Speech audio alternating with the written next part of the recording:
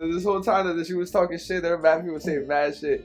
And then, it was the moment you kicked him on the floor and he just started gushing. And I was like, oh, looks like Kyle's getting fucked up. Yeah, maybe he should go back to his country, wherever the fuck his ancestors came from. The issue is, when he stays on top and he's absolutely doing nothing, just holding the other guy down like this, while the other guy, the bottom guy, is punching, throwing elbows, no score is being counted for the bottom guy. While the wrestler who's just laying on the other guy's chest, cuddling or whatever, the judges are scoring on behalf of that guy. Like, yeah, this guy's winning. Not at all. It was afterwards when the hillbilly crowd that came with him were like booing me. Yeah. And I was like, yo, fuck you. What the fuck? Dude, you know, after I learned he died from a stingray, every year when COVID lockdown started, and I was going to Jones Beach just to catch stingrays so I can cook them up and eat them. Yeah?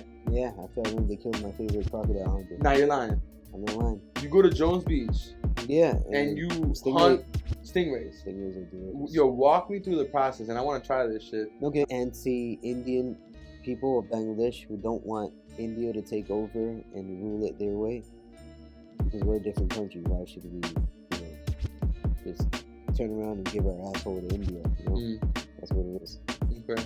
And so it's like a lot with a lot of these superpower countries, right? Yeah. That do the same thing with smaller countries. Yeah. So, to counter the freedom speakers of the country, Indian intelligence service agents called raw agents to infiltrate and kill them off one by one or send them off to torture camps, stuff like that. My cousin has that picture and he made it his cover photo on Facebook.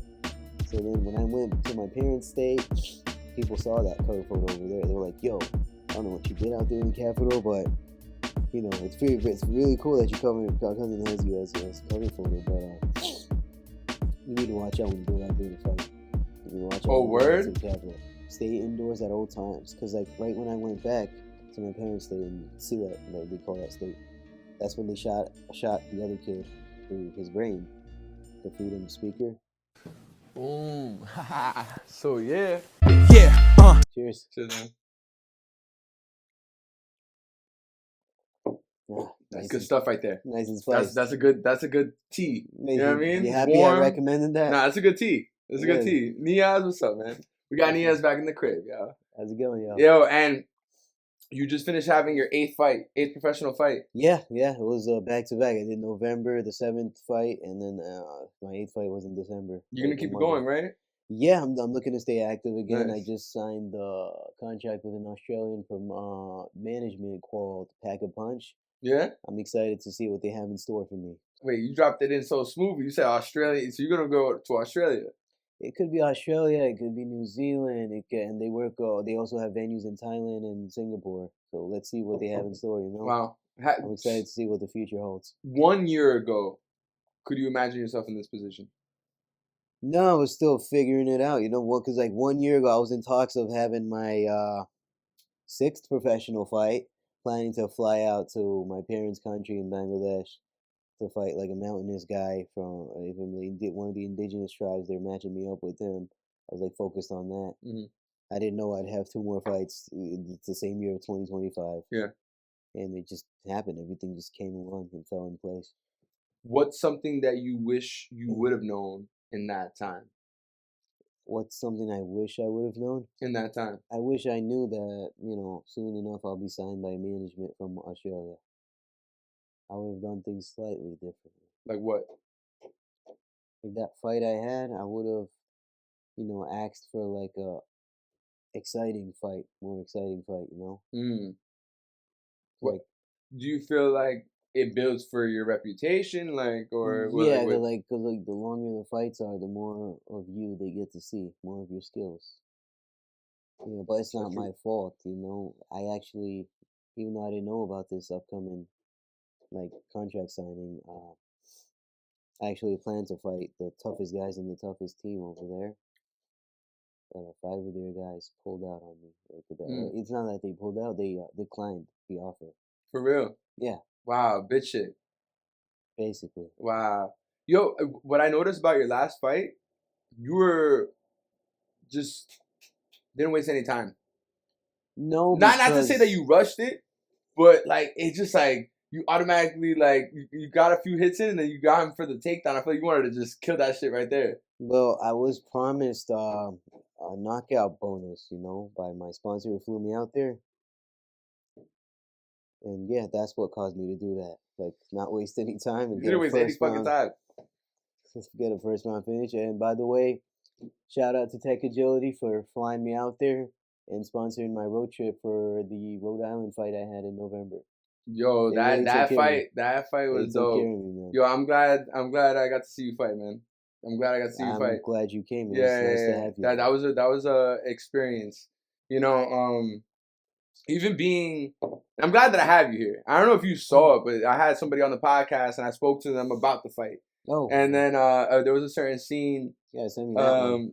Yeah. But there was a certain part that just being in the crowd, having that experience, the people out there are fucking racist, like super fucking racist. And they were like super happy when you were down. And Well, yo, bro, like the yo, whole time they weren't able to see that I was elbowing. no, the I guy know, when I know, was I know, down. no, no. Besides, so I don't know what but, they were happy no, about. but besides that, no, I'm just telling you the experience, Yeah, right? no. So, and I remember she was yelling like, man, shit, right? And then Tell me what she said. I want to hear. No, she was saying shit like, have him get out of here, go back to his country. She was saying some fucked up shit. I'm not gonna fucking lie.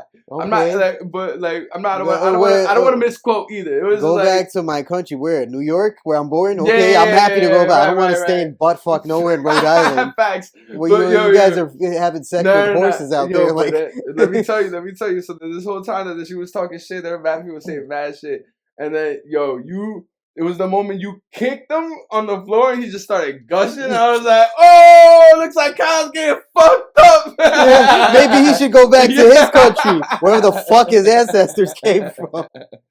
I'm sorry, I didn't mean that, Kyle, but said that. Yeah, I don't feel some woman out in buttfuck nowhere, Rhode Island. It just felt like we just got penetrated by a horse. Fucking bitch. Nah, but yo, did you see the fight too, where that dude like sucker punched the black guy like before the fucking like instead of like giving pound, he just went in and just sucker punched him. Wait, the black guy did a sucker punch? Nah, the other guy did? The white guy did it to the black guy. Okay. Yeah, nah. And then everyone was like cheering for that shit too. I was like, yo, how you cheering for that sucker ass hometown crowd, you know? Yeah, nah. And they're, like you said, they're racist. Nah, but it's just like not harmlessly racist, like how we joke around about stuff, like that black guy joke I just made. But they have intention when they say racist stuff.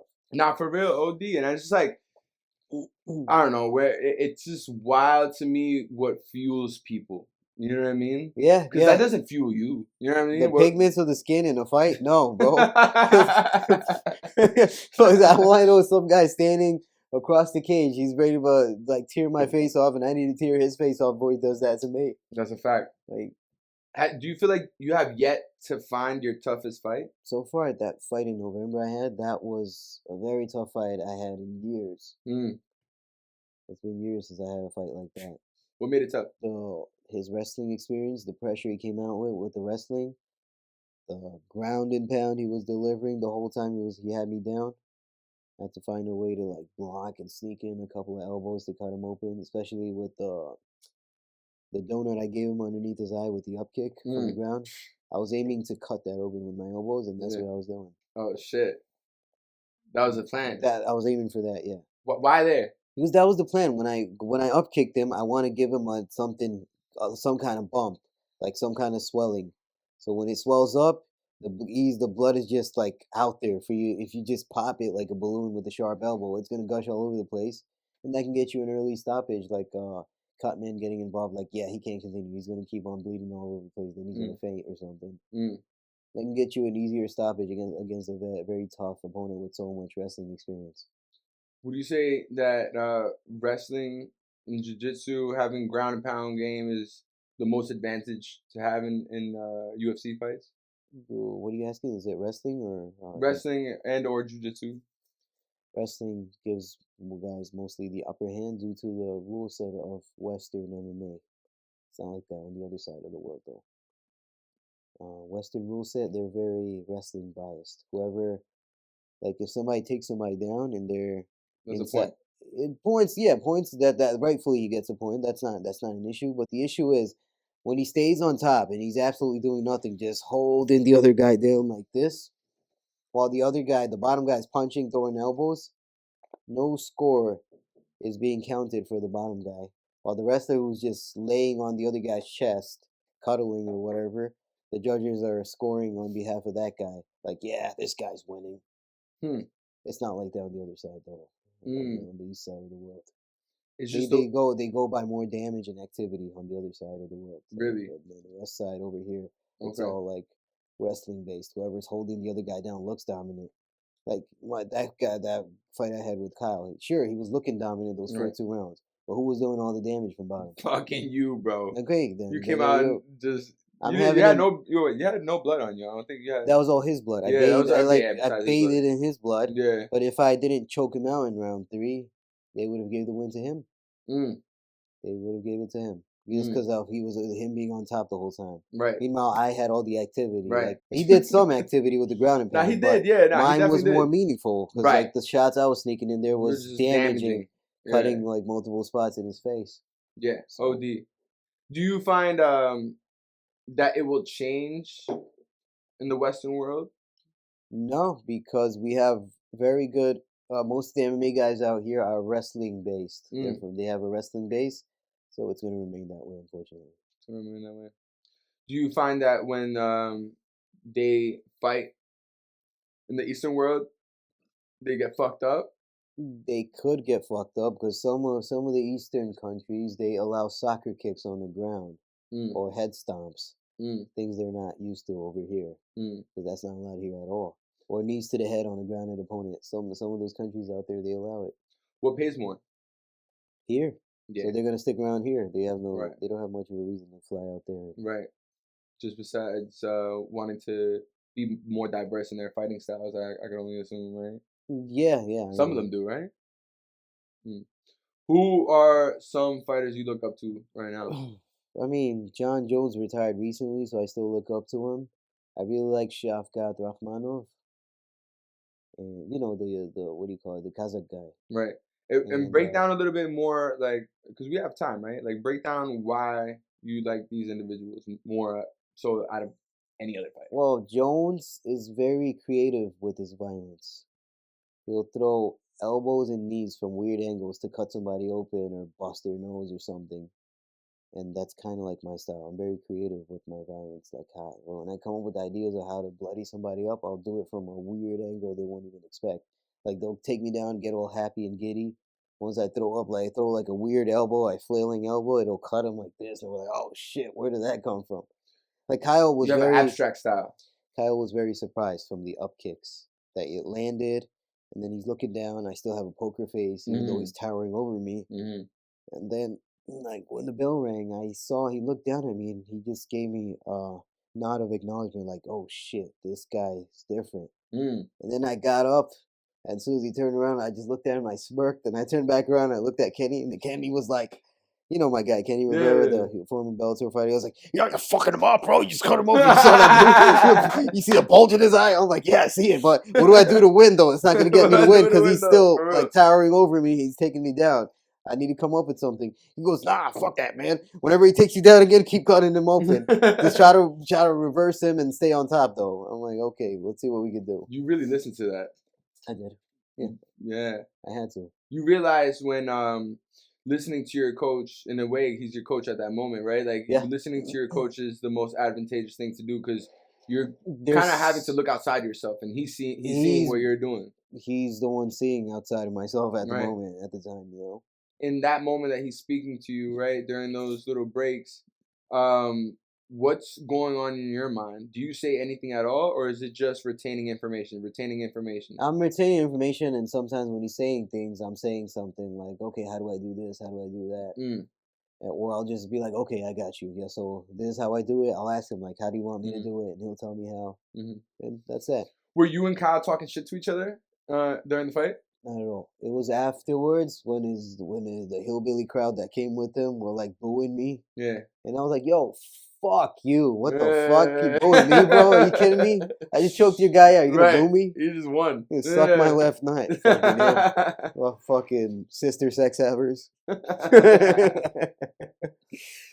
Nah, that was fucking stupid, yo. Huh? That was stupid. I remember the dude that I told you sucker punched the black guy? Yeah. Yo, so one of the guys that was sitting right next to me, apparently that was his boy, the white dude that sucker punched him, right? Oh. And he was like, I was like, nah, like I can't rock with that shit. I can't respect that shit. That was bullshit. That's what he said? No, I said that. Oh. Okay. And then he's like, yo, boy, like, come on, man, look at him. He had to do it. I'm like, what? He had to do it? Yeah. I'm like, Bro, I'm like, what? If I pay for a ticket for one of my guys who's fighting, and I see him sucker punch somebody, bro, I'm gonna go on the other side. I'm rooting for the other guy. Yo, for real. Not, like, I don't fuck with that. Nah, it's the moment. Respect the fight. Respect the fighter, right? Like, that's some bullshit ass shit. Okay. But have you ever had a fight where y'all talking shit to each other during the fight? There was I think my very first amateur fight, one of my jabs landed.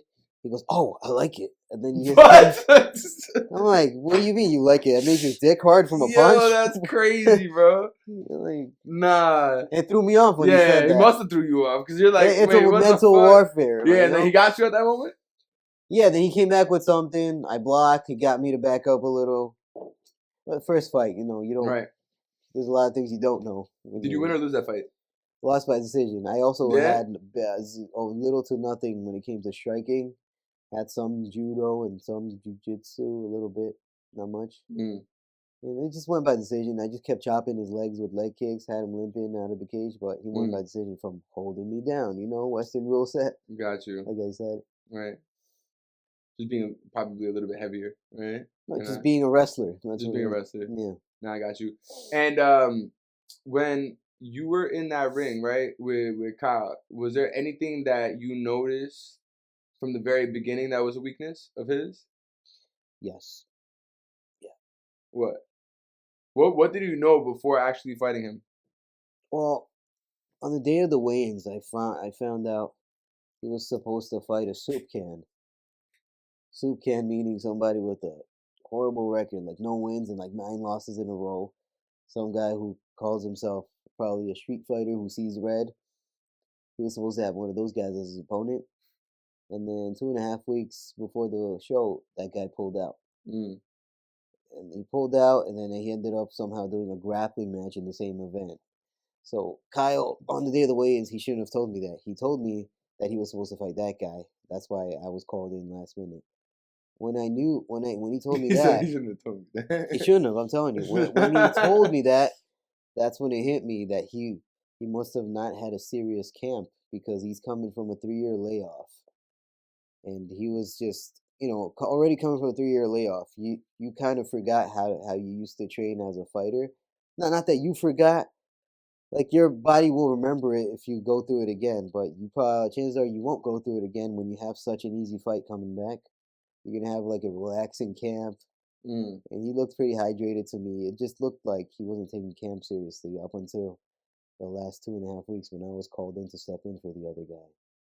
So you're saying that when someone's prepared for a fight, they look dehydrated as fuck? When they take camp seriously, they look like they trained, bro. They look like they trained well and everything. They're looking dehydrated but focused. You know that guy's serious. Right. This guy, Kyle, he came in late, like mad late, even though he's the local guy of New England. I drove all the way from New York, and I went on time. Right. He didn't make much of an effort to cut weight because he came out 3 pounds heavier than the agreed weight, and I came out 2 pounds heavier. I was willing to cut down another pound, but then when I heard he's like 3 pounds over, I didn't have to cut down anything anymore, and we just fought like that. Yeah, it just wanted to show me that he was preparing for that guy with an 0-9 record that just fights with the world star hip hop style hands inside of an MMA cage. Damn. In that world, right? There's probably a lot of people that do that though, right? So they can rack up their wins. Yeah. And that's why you're trying to find it your best to find more difficult fights, so it's not just the same way for you. No, I could find difficult fights here, but I still have to be picky choosy because even though my record is 4-4 now, right?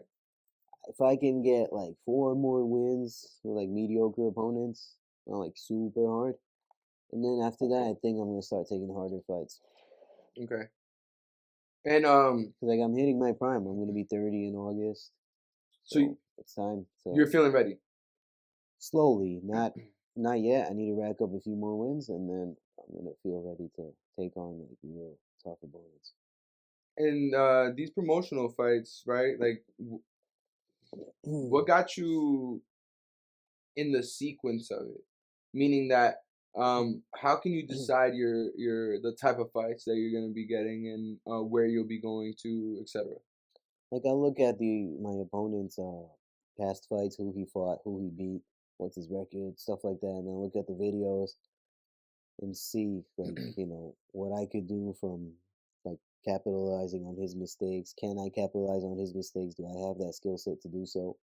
I look at these things and make a consideration whether I can take this guy or So you got a list of just a bunch of not. fighters.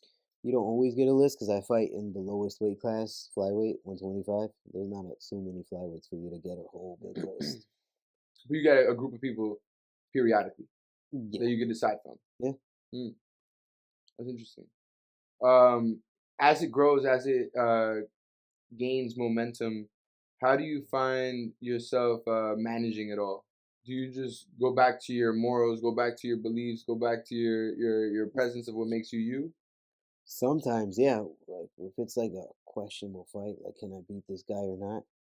It'll take me to that level of like thinking. Hmm. Take me through your process. Like what happens in that moment? Like this Kyle Linder fight, that was a hard one. It took me like a few days to like consider it. Talk to a bunch of people, and then I just remembered I haven't fought in like 9, 10 months. Hmm. I can't just lay around. Like I'm gonna be 30 next year. I can't. I don't have the luxury to just lay around and Hmm. get all picky choosy. Hmm. A tough fight came up. It is what it is. I do have the skill set to take him, but it's still like 50-50. If he holds me down all 3 rounds like he was planning to in that fight, as you saw, Hmm. like staying on top and laying and praying, he gets a unanimous win. If I turn things around like how I do, those up kicks, cutting him open with elbows, and eventually finishing him with some kind of submission, I get the W, and that's what we did. Hmm. And do you feel like finding that method also gives you a possible chance from fighting these things because you constantly find yourself in these moments where this wrestling kind of trumps the ways that you move, right? Yeah, yeah, So I feel like you're probably gonna have to end up doing more of that, I will, or and find I more am. ways to I guess incorporate other styles. I'm sure all this has led you to this. Like that's why you were able to execute that.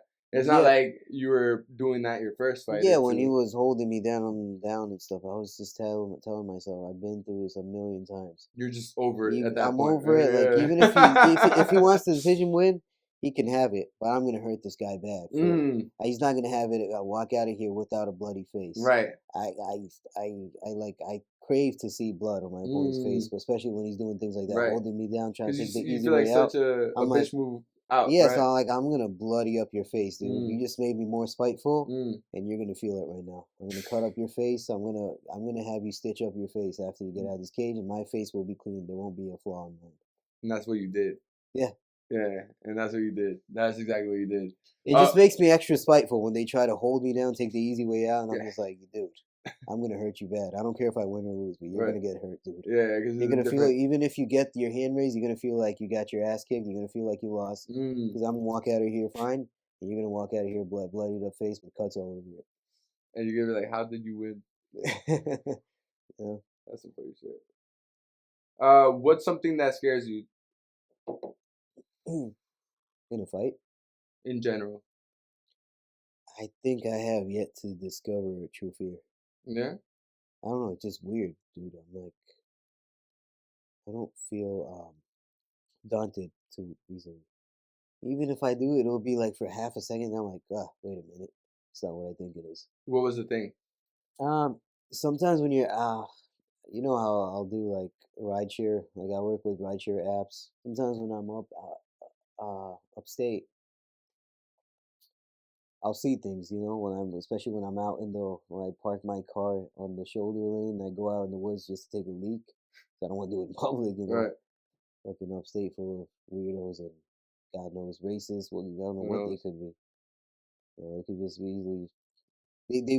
They might say something. They might roll down their window and say something like, "I don't know, ain't no brown in town, boy," or something. I don't know. Anyways, the point is, like, I go out, I find like a grassy place to just take a leak because how much longer can I hold it? And sometimes I'll hear things or see things, and then I'll realize, nah, it's my mind playing tricks on me. Okay. So I don't like, I don't It's like, not real things. I won't like embrace the idea of something's out there. So and that kind of takes away from feeling fear. Okay. And what's something that not even in the world, not even some stuff that's going on in the world, nothing like fears you. You're just like shit's gonna happen anyway. Yeah. Interesting. All right, let's transition a little bit more into the realm of fighting in the major leagues, right? Or the stuff that's popular, right? Like, Okay. how'd you feel about the whole what was it? Jake Paul versus Anthony Joshua fight? I didn't watch it. Nah, I don't watch any J. Cole's fights. none of that book because you think, oh, that's just bullshit. No, because people are coming out and You know they broke. You know he broke his jaw though, right? who? Anthony Joshua. He broke Jake Paul's jaw. Yeah. Okay. I guess that's real then, that part. But nah, celebrities are coming out and they're talking about how Jake Paul's manager and sometimes Jake Paul himself personally calls them and offers them a large amount of money to lose a fight against him. So what does that show you? Yeah, bullshit. That Tyrone Woodley fight and for all those former UFC fighters he fought. Clearly, he fed them well. Right. He fed them well. That's why they agreed to lose to him. This not only tampers the sport, but it makes it so disingenuous that people end up losing attraction for the sport. Would you say that? Or would you say that's from not from the general public standpoint, but from a fighter standpoint, and the people that are actually doing this shit for real? Yeah, takes away from the people who are doing it for real. It does. When did especially boxing, people who are like religiously boxing, because that's the sport he's doing that in. Jake Paul. Right. You don't really see that shit happening in UFC, right? Dana White would never allow that. Yeah. Never. I don't think so. Like he has enough money to like not do something like that, some desperate stuff like that, to make extra bucks. Do you think that fake shit only ruins the sport, or does it bring more attention to the sport? I think it ruins it, because not a lot of people are taking any fights that Jake Paul had. Not a lot of people are taking it seriously. Like the casuals watch it, they'll go drink like a Bud Light at the bar and watch it with their buddies. They probably think it's real too. I don't know. Nah, I think that last fight was real though, cause his fucking jaw got broken, bro. Maybe Anthony Joshua didn't agree to the bribe, so it was like, let's just have a real fight. You're gonna get hit real. Probably doubt that shit too. What's something like here and there he would have to do a real fight to sell all the fake ones, right? And get fucked up by a real guy. Right. But don't you think that something that these people do in terms of marketing, they promote the fight well? Of course, yeah. Right. So don't you feel like maybe their fighters should also incorporate that if they're trying to make money and they're trying to like be more I guess astute? Yeah, marketing's everything these days.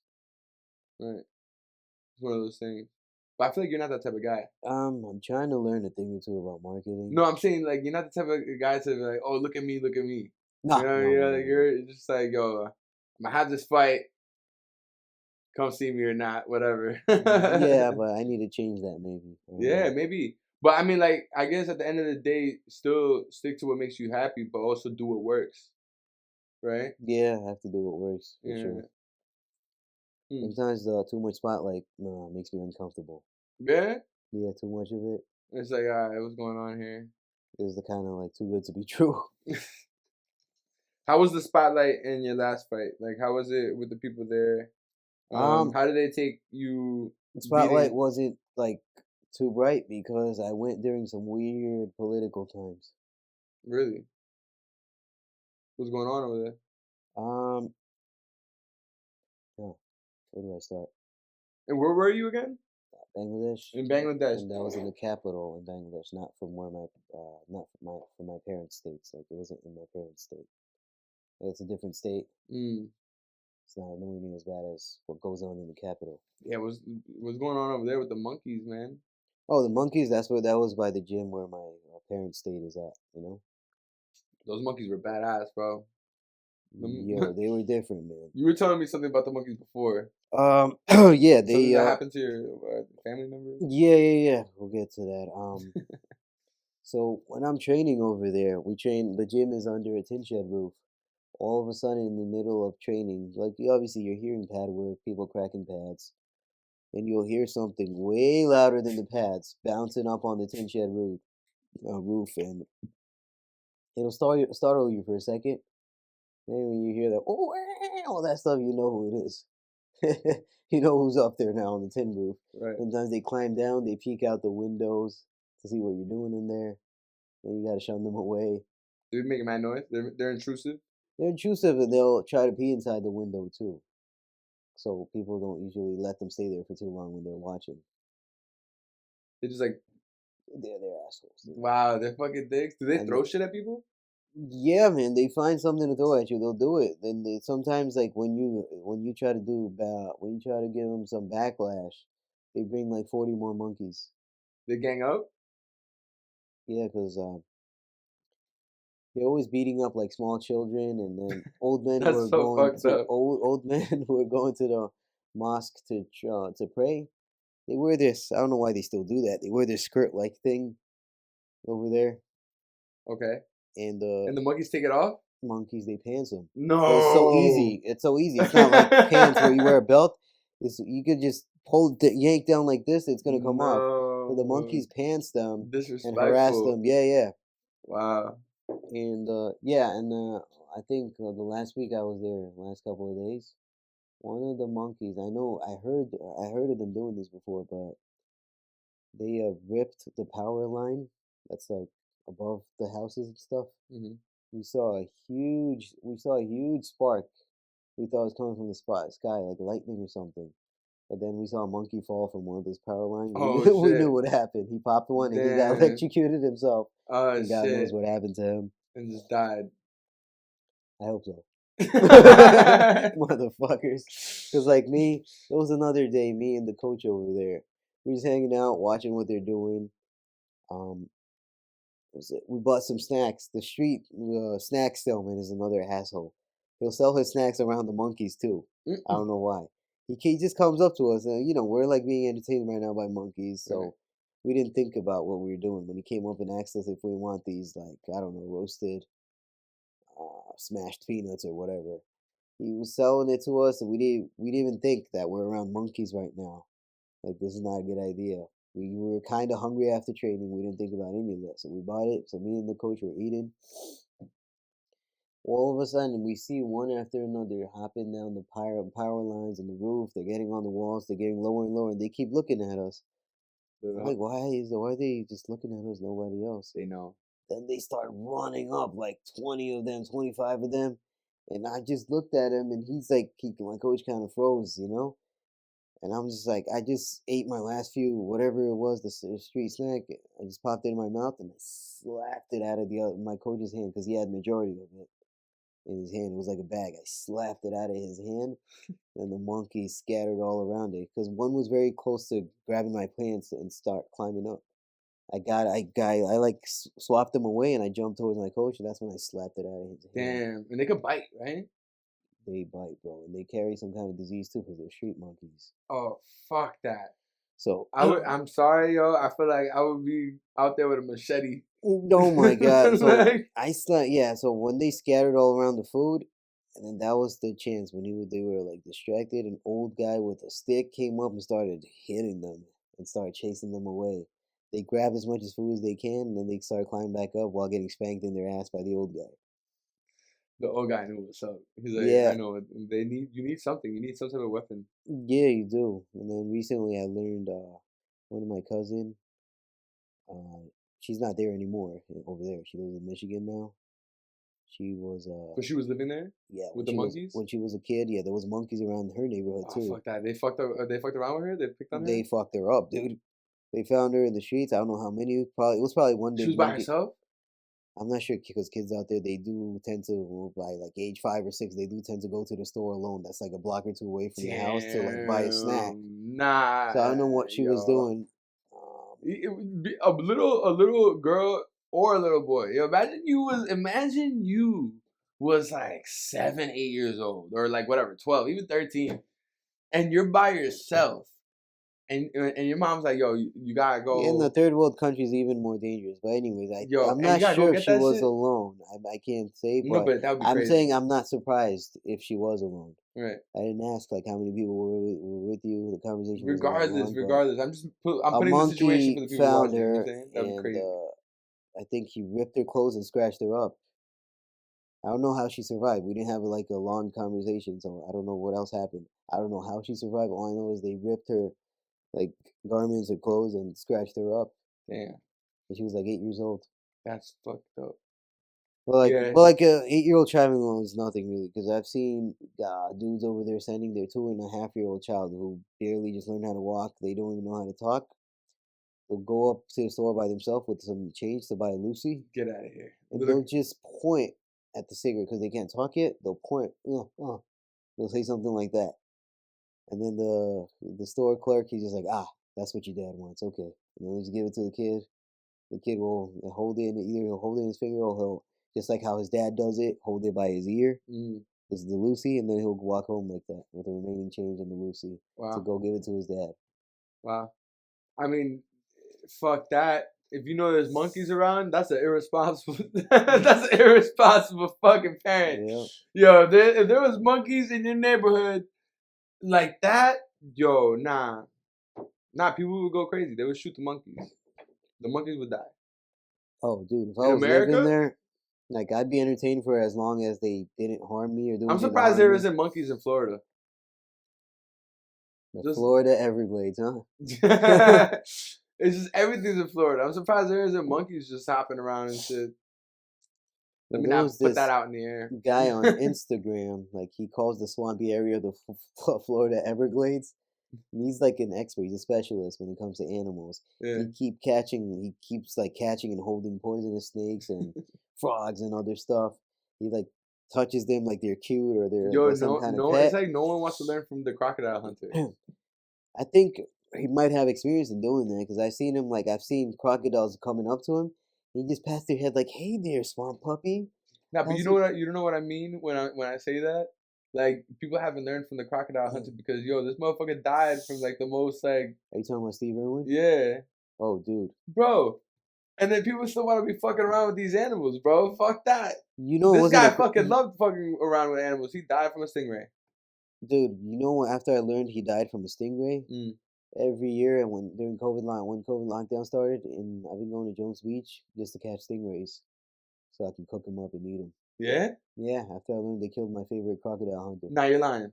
I'm not lying. You go to Jones Beach Yeah, and and you stingray hunt stingrays. stingrays are delicious. Yo, walk me through the process, and I want to try this shit. Okay, I'm down one day. Let's do that. I even have pictures of them So, like all right, when I break caught this shit them. down. Okay, so when you're fishing and then stingrays happen to come up, obviously You're on the a boat. Like, how are you getting up to these stingrays? no, we climbed the rocky areas, me and my friend, Uh-huh. and obviously he has intentions to catch something else, Uh-huh. but I don't care. I'm an opportunist. Whatever I catch, shark, stingray, crab, octopus, I'll take whatever home. I don't care. You've caught a shark? Well, you know those sharks that are bottom feeders, the dogfish, they call it. Okay. Those sharks with a small mouth. And They still clearly still clearly obvious that they're sharks wait, because you see the shark fin and everything. you're catching this in Jones Beach? Yeah. Really? Yes. Holy shit. Dogfish. It's pretty obvious that they're sharks. You see the shark fin and all that. Right. Wow. So you've caught all these. Yeah, but I'd say stingray's more dangerous than them. The shark, they have some teeth. Maybe if they, but their mouth is not big enough to open up wide and bite you. If you really put your finger by their mouth, then yeah, sure, they can bite you. Right. Stingrays, some of them have super long stingers, Right. and some of them carry that same poison or venom that And killed that shit could, Steve and that shit Irwin. could whip you. And It like, could. So when you catch him, make sure you gotta grab him by their tailbone mhm. and hold it firmly so it doesn't squiggle around and gut you. Wow. And then you kind of, well, this is how my friend did it. He taught me how to do it too. You kind of gotta, with a fishing knife, you kind of gotta stab them up and kill them before they get you with their gutter, the stinger. Wow. And then the process of cooking it, obviously you can't eat the middle part because it's all bone, and you definitely can't eat the stinger. It's only the flaps that they flap around with underwater. That's what you can eat? Those are the fillets. It's good? Yeah, dude. Okay. So It's good, man. Wait, so you started wanting to kill these motherfuckers because of Steve Irwin? Yeah, bro. You're like, you're like, I've been watching Steve Irwin since I was like a kid, 3 right? years old. Yeah. And then all of a sudden, when I was 10, I heard he died. Yeah. It hit home. It hit home. Took it personal. Yeah. These became your enemy. They did. Wow. How many stingrays would you say you killed? I lost count, dude. Wow. I lost count. Really? All at Jones Beach? Yeah. What? Yep. Yo, we gotta go. I'm down to do that type of shit. Yo, pull up, man. Yeah. Make some more tea or whatever, and we gotta get the good tea, right? The good tea that matters. Yep. Nah, that's cool. I would. The last time I did that, I smoked the stingray with my very own wood that I chopped myself. Wow. It was with mulberry wood. And how did you catch them with a freaking fishing rod? Really? And what kind of bait did you use? What kind of bait? Like we'll get like anything, like shrimp, clams, stuff like that. Doesn't take that long? It doesn't, because stingrays end up there accidentally. You know? My friend would have intentions of catching something else, and stingrays would just come up. They just end up there accidentally. Wow. So there's a lot of fish there. There's a lot of type of fish. There's sea robins, there's a bluefish, Spanish mackerel. Spanish mackerel? It's out you there. caught one? Yeah, we did. Nah. We did. For real? Yeah. At Jones Beach? Yeah, but I was more interested. I was more interested in the stingrays. Really? For, you know, I mean, I get the intention, but what? Spanish mackerel? Yeah. That's crazy. So they travel, you know, from the European Sea to here. They travel wherever, you know. When it's nice. The water's unlimited for them. They can go wherever they want. That is true. Most of the world is water. Yeah. 70% of it, I think, right? I think we're 30%. No, hold on, I'm bugging. The land is only 3%, and then 97% is ocean. Something. No. Sorry.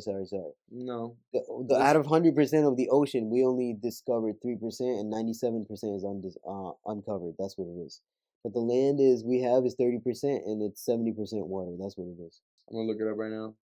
I think that's what it is. 30% land and 70% water. Close, yeah. 71% ocean. Oh, there we go. And then 29% land. So about 7 out of every 10 parts of Earth's surface are covered by ocean. Yep. But get this, only 3% of the ocean is discovered, and 97% is still undiscovered. How much of the ocean has been discovered? For that, the research was done years ago. It could have changed. We could have discovered 1% more. Find out right now. Okay, only about 5% of the ocean has been explored. Yeah, only 2% more. 2% more. Because like last 2 decades, that's fucking crazy. I hear from people from back home, my parents' country, people getting little children and some grown people getting kidnapped by mermaids. I've heard this from other people too, though. But I think it's just like, I don't know how much I believe it. I could see it happening. Yeah? Because you haven't discovered what's really out there. That's so true, though. You know? That is so true. If you only discovered 5%. That is very true. Of the actual body of water. Right. What's in the holding of that 95%. That is very true. And you've heard those stories, right? Yes. Where people find shit in the ocean. Even on National Geography, this guy Went to some Indian village in India. Like I don't know much about India, but like I know that part is similar to my parents' country. There's mermaids. There's claims of mermaids kidnapping people, and he spent weeks trying to go underwater and catch the body of the mermaid or whatever it is that's kidnapping people. And in the process of the filming, I think someone still got kidnapped, like live. What? Someone got kidnapped live, For real? but they couldn't see the body of what took the person. What was this called? What movie? Documentary? What is this? I was like 12 years old when I was watching this. Ah, 13. man. I was like, you know, those times when you're Yeah. just sitting, or like you catch your dad randomly watching some random stuff. Right. You're It just could be a sitting there movie, with your though. dinner, and he just won't give you the remote because he's so into it at the moment. You were too, obviously. Yeah, because I've heard these stories before, but now I'm watching on National Geography. It's just like, wow, Different. It is different. it's a documentary, so it's really happening. Right. Yeah, I think a lot of things. You're right. In the ocean, I guess people would never know, but I feel like there would be evidence by now for certain things. I don't think technology can catch some of the stuff from the unseen world. You know, like That's true.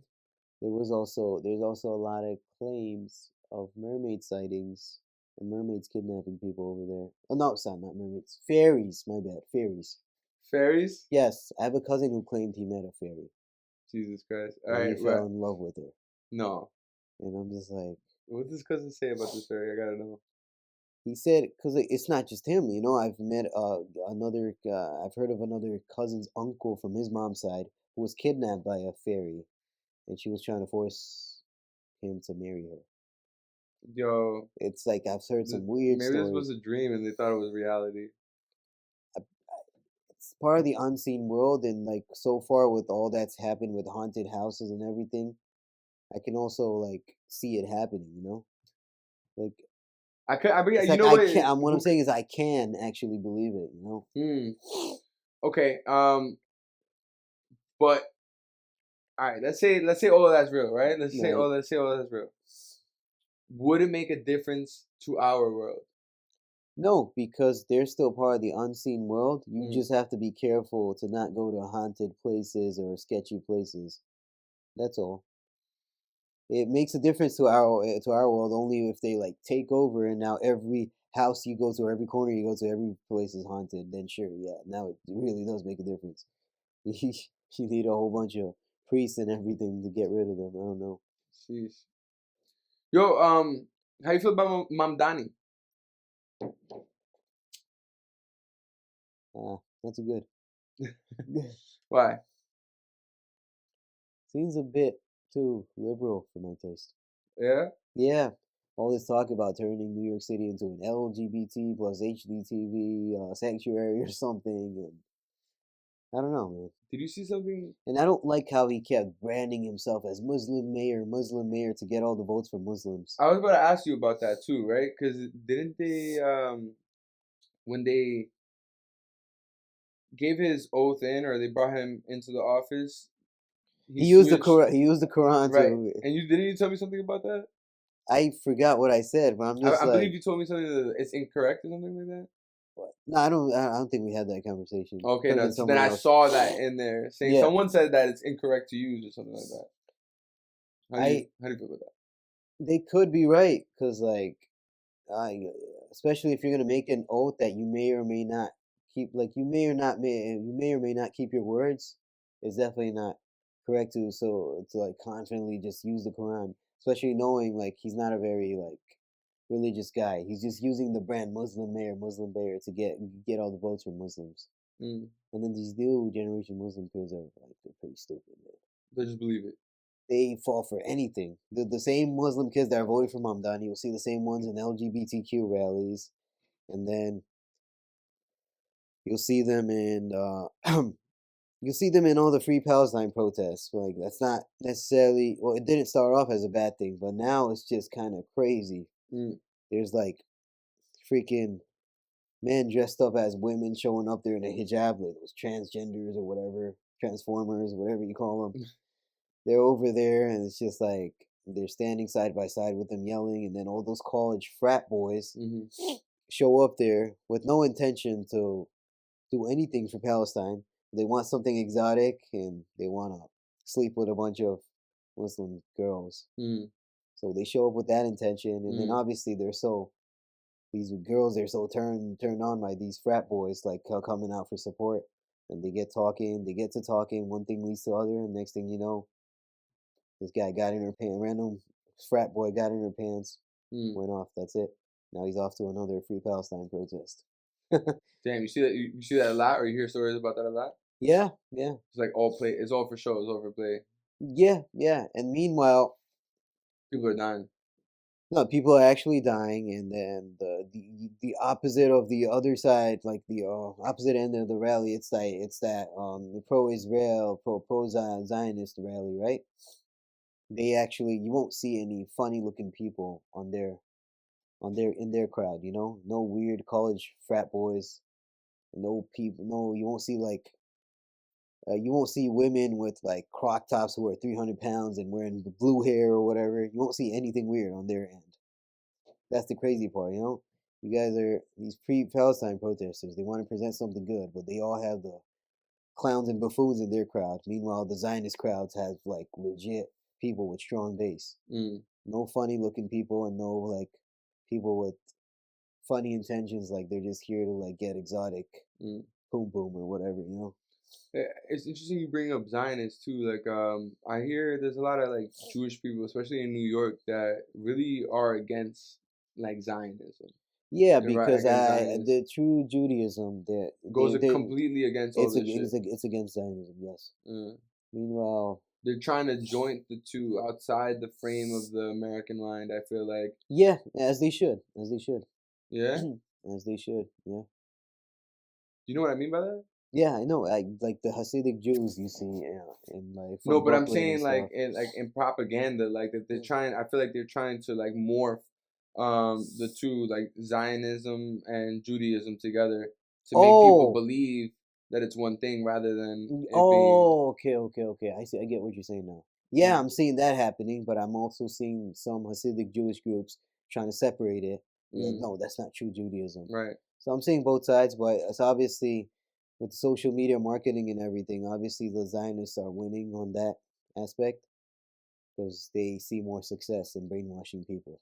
And the thing is like everything is brainwashing. Where do you find news? You know, like as I an kind of want to individual, go to where do you is find news? Do you even look at news? when I'm there, when I'm present live, when it's happening, that's where I find news. Like that time I went to the Capitol, I don't think we got to how crazy things got. A politician over there, like When did you some, go to the Capitol? like a few weeks before my fight, and Why? for my fight, because the fight happened in the capital of Okay. that country, Bangladesh. Oh, I'm sorry. When you said the Capitol, I'm You thinking meant like, Washington D.C.? yeah, No, no, yeah. no. I'm like, why'd you go No, there? remember we were talking about Right, right. things No, I that understand. crazy over Hmm. there. Yeah, But what I mean by crazy was like, political shit. yeah, What was going on? a guy a guy who was like a political leader, like a not necessarily like a rebel group, but he was more like a freedom fighter, but like not physically. He was like vocalizing and openly talking about what he thinks could make the country better, this and that. And there's been like Indian intelligence service agents called raw agents who infiltrated the country for a while now. And as soon as his speech was over, one of them followed his what do you call those baby taxis or whatever, those CNGs. They followed it with two guys on a motorcycle. They have helmets on, obviously. Mm. And the guy who was on the back seat pulled out a Glock or a revolver or something and shot him a few times. And one bullet penetrated from this side of his head and came out on the other side. Wow. It shot through his brain. For no reason?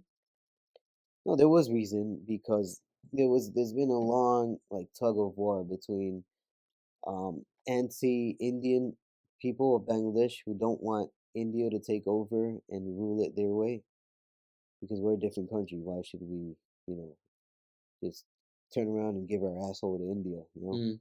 that's what it is. Okay. So And so, it's like a lot with a lot of other, like a lot of these superpower countries, right? yeah, That yes, do the same thing with smaller yeah. countries. So, you know, to counter the freedom speakers of the country, Indian intelligence service agents called raw agents to infiltrate and kill them off one by one or send them off to torture camps, stuff like that. Hmm. Yeah, That's crazy. yeah, man. Why? And I feel like where is this documented the most? Only in Bangladesh. I think raw agents are pretty much all over the world, especially in that region. Mm. They're in multiple countries. No, what I meant by it is like, where do people find out this information the most about what's going on there?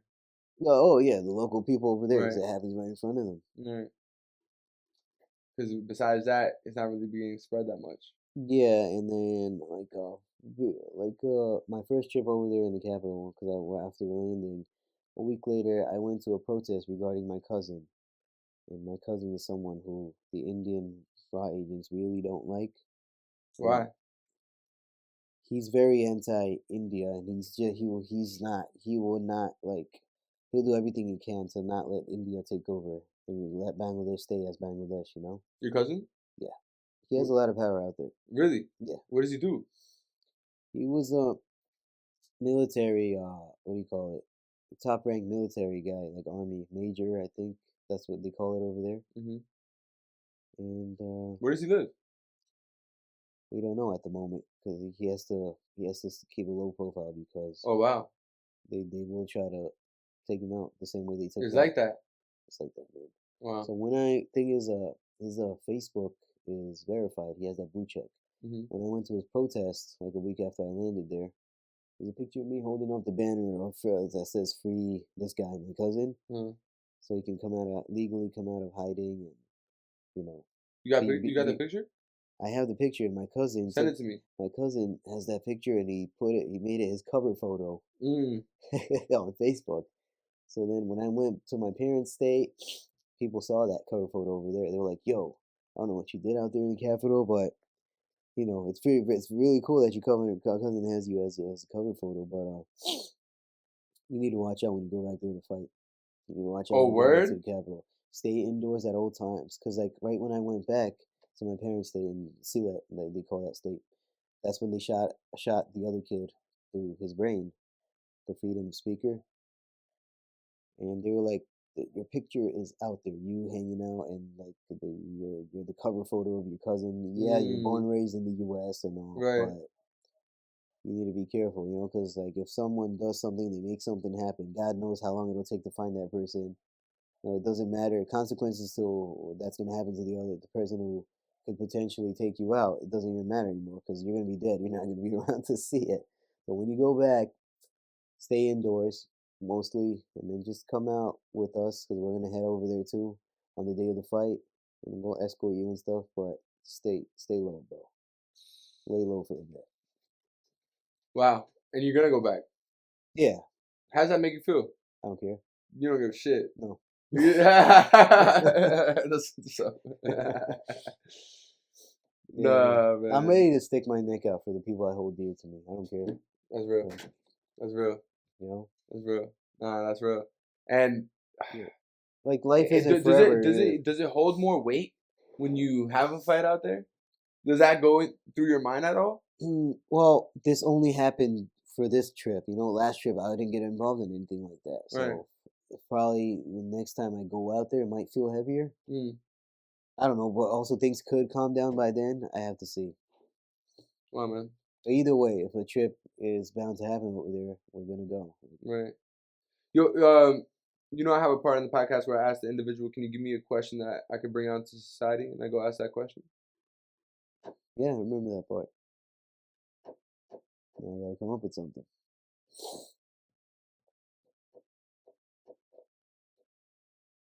Why can't we be the change we want to see in the world? So this week I got somebody to answer the question, but she works for the CIA, so she can't be on camera. So I gotta just I'm gonna answer the question from here. So why can't we be the change that we want to see in the world? Why can't we? Yeah. We can be. How? Who told you that they can't? Every day you have to do little things. What are those things? Help a stranger, help someone in need. I was coming in the store, someone tried to open the door for me. Little things. Like we can't maybe fix the world on a bigger scale, but you can do little things every single day and just help your community and people nearby. That's perfect. Thank you so much. You're welcome. Why do you think?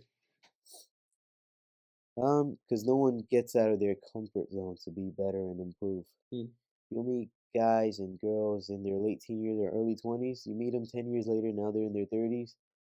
A lot of them are the same person they used to be. They didn't do anything to learn more, achieve anything, or gain more insight and knowledge from different people or different parts of the world. They literally did absolutely nothing. The same life they were living in their early 20s and late teen years. They kind of set their ways that early on in their life. They chose. They stuck. They were satisfied with the way it just remained. Yeah. Comfort's an addiction to a lot of people. It is, and it's also it's also like the destroyer. You know. It is. It kind of kills things. Depletes the acceleration of your life. Yeah. Things that could have happened would never happen if you always just try to keep yourself comfortable. It's very true. It is. Your fight and the fights that you're in, bro, is constant uncomfortability, right? Yeah, dude. Like you saw how much adversity I went through. Like just getting out of bottom. Right. Even though I inflicted damage, I still had to get out of there and win the fight. It's true. And you didn't have much time to do it. I feel like yeah, that's why round 3 I rushed it. When I noticed from all the blood loss in round 2, where he gushed blood all over me, he looked woozy. He looked woozy. So when I ran him into the fence. Yeah. I barely just tapped him like this with my shoulder when I grabbed him, and he fell on his butt because he was so woozy already. And normally you can't take a wrestler down like that, barely touching him. He's not going down. Like you have to take down a wrestler. You have to be super strategic about it, man. You know, like hiding to take down a bunch of punches, stuff like that. But I barely like grabbed him and touched it, tapped him with my left shoulder, and he just fell on his butt. And then that's from there on. I did my thing, a few ground and pound shots into chokehold, and yeah, that was it. Any of his shots that landed that hurt? Some of the ground and pound shots that I was blocking, I felt it through my arms. Because, you know, wrestlers are strong, especially when they ground and pound. Yeah. If you can pick your next fighter, not necessarily based off of like a specific person, but the type of person, the type of fighter, who would that fighter be for your next fight? Want to make it interesting, like a freestyle fighter who kind of fights like me. That'll make things a little more scary, but also a little more exciting. Do you have those names on your list? No, I don't have any names on my list. I'm still looking for that guy. Yeah. Yeah. If there was one thing that you could change in the UFC, right? If you were Dana White, what would it be? I would allow fighters to throw soccer kicks and head stomps on the ground and knees to the head on the ground. Why?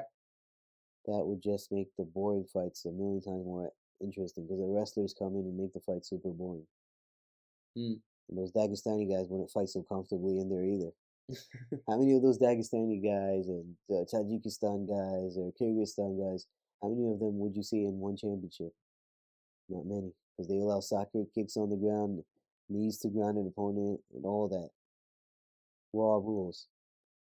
Do you feel like maybe he's just trying to prevent lawsuits from happening? No, I just think it's been like that ever since early 2000s. They got comfortable with this rule set.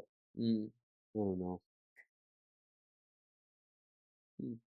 What possible lawsuit can happen when they say the fighter that himself signs the waiver that he could potentially die? Right. And what possible lawsuit can you bring out after that? It's literally just something that is tradition. It's basically tradition. Yeah, we like to wrestle on this side of the world, so we're going to display wrestling. But I think Dana White's getting sick and tired of these wrestlers now. Yeah?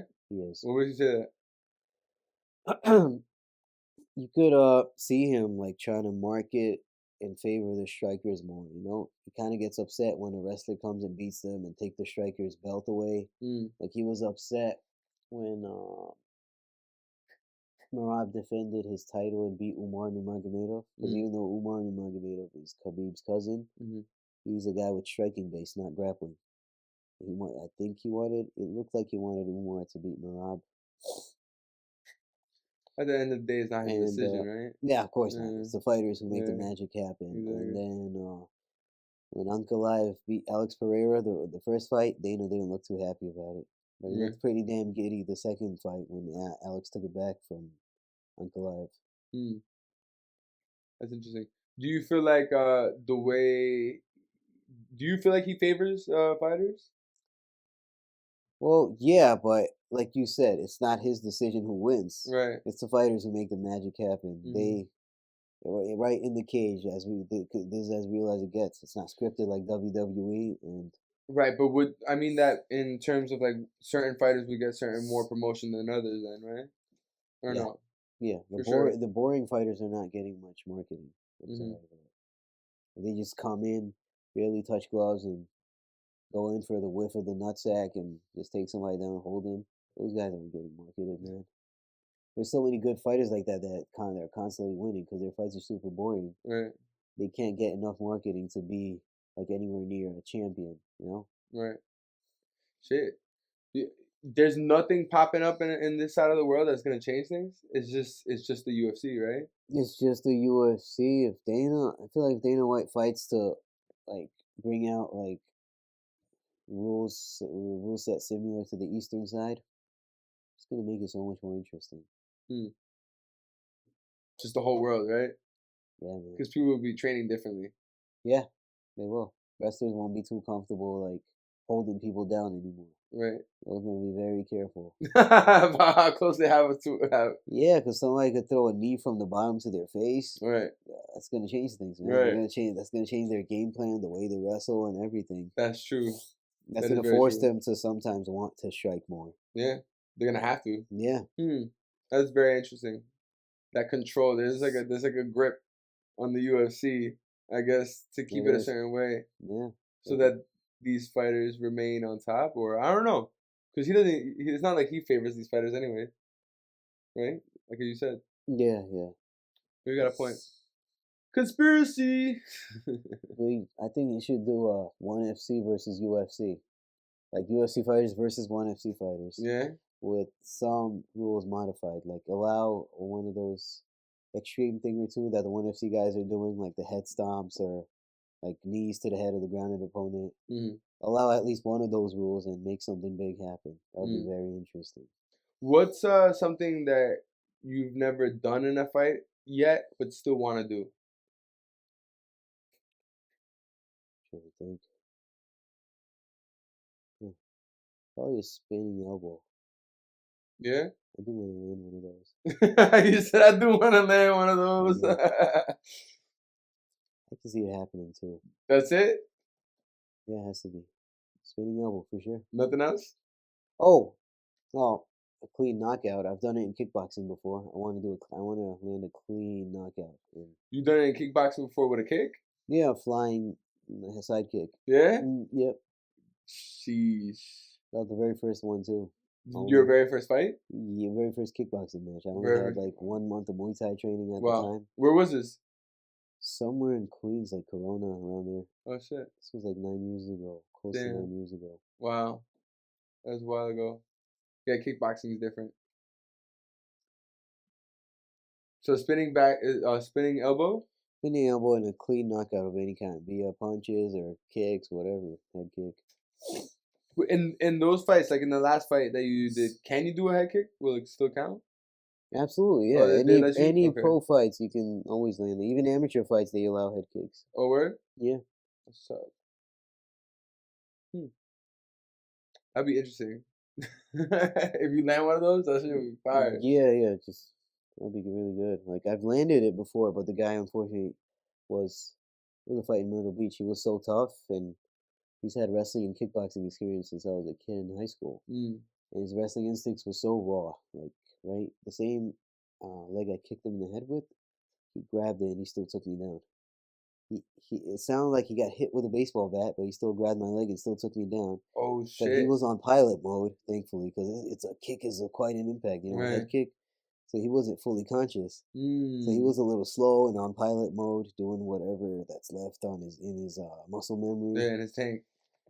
And I just reversed him. I came around and I choked him. That was like 27 seconds into round one, in his hometown also. Wow. But the people out there were a lot nicer, unlike the Rhode Island people. Mm. Do you feel like is there gonna be any fights like in Queens or something like out here? New York can't really afford pro fights like that. They can't, right? No. What's that about? Insurance. It's too much out here. Really? Yeah, that's why it's not out here.